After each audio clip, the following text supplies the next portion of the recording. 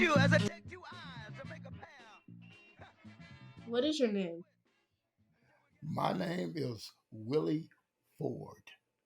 Why did you choose to grow out an afro? I think because of the times, there was a more growing awareness of us blacks as a people. And the images on the TV of black people started to change. All the entertainers and musicians, popular ones, the males and females, started wearing the afros or the hair natural, as they used to always say. And so I think that started it. And plus, being a little rebellious, also that added into it too, for me. When did you grow out an afro? When I did the consciously and stopped being taken to get a haircut, it was about 1967, 68, when I'm about eighth grade, I think. About in the eighth grade, it started. Yeah, and from that time on, it just got better at grooming it and getting it all a little bit more shaped up properly. So about then, about 67, 68. How did you take care of your afro? Oh man, we used to have the Afro combs, big, the big tooth combs, and it started that way until you could pull your hair out. But then they got the picks that you could pick it out, and then you pick it out all the way out. Then you patted it down to shape it up. Uh, then they had the Afro Sheen kind of spray that you sprayed. They had some spray that kind of gave a sheen, a bright sheen to your hair, and kind of soften it up just a little bit so you can manage it a little better. What makes an afro a good afro? Now that's a good question. I, and to me, now this is just in my opinion. I think that the the length the length doesn't have to be extraordinarily a long one, but I think it's the shape, and you have it trimmed to the shape of your head. How long did it take to grow out your afro? And back in the day, it didn't take long for my hair to grow out to a length.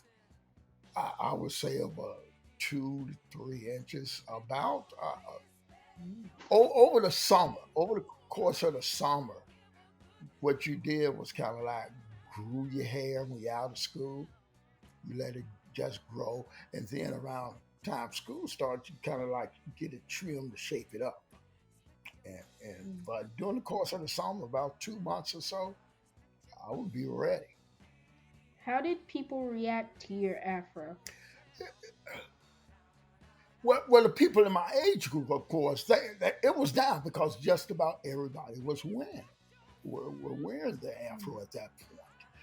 But I think the adults, the older generation, it took them a while to kind of like to get used to it, because to them it kind of, if you didn't have your hair cut down to a certain length and maybe had it greased up a little bit, brushed back or something, because that was kind of the norm. Did a lot of your friends have afros? Uh, Just about everybody that I ran with had it. Those who could actually grow a good fro. How old were you when you started to grow out your fro? Well, when I really started to get really very conscious of it and to wear it really nice, I was out of high school at that point. Well, my high school years, I was kind of like I just did it for rebellion. I was rebelling then. That was about, I think, probably about 70.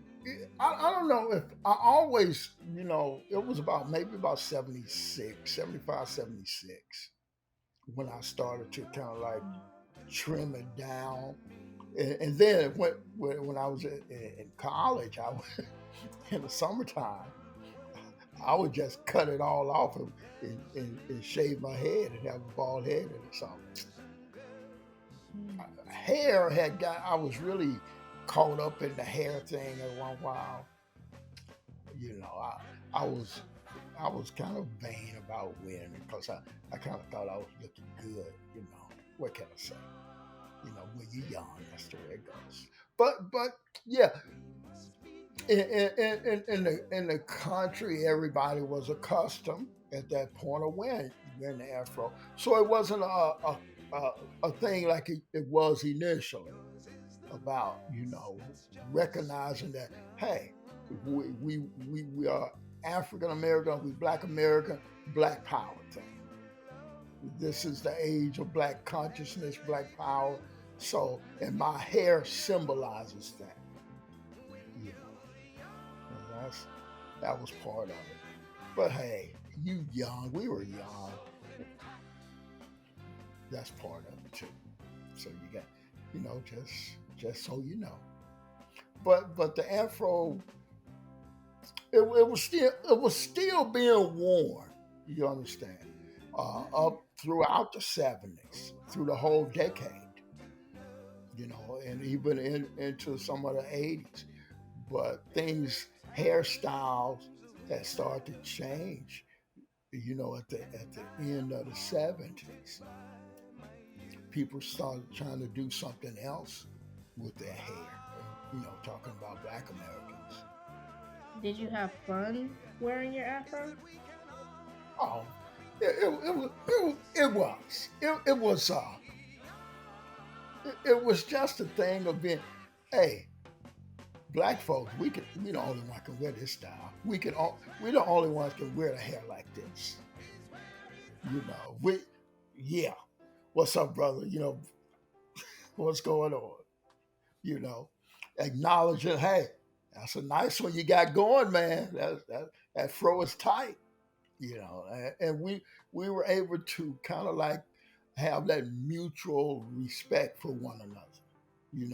And so it had that in common that we are conscious of and not ashamed of our hair in this natural state. you know. And that was part of it, at least for me, and I think for a lot of people in my generation, that we don't have to try to slick our hair back to to be accepted or feel that our hair in its natural state is not beautiful.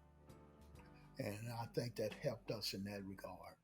He is a hero, he walks with night, his spirit's beauty, his soul is right, his name is man, his face is black, and he would die for you to get your freedom back. He lives with danger, he lives with fear, he knows of chains, that's how he came here.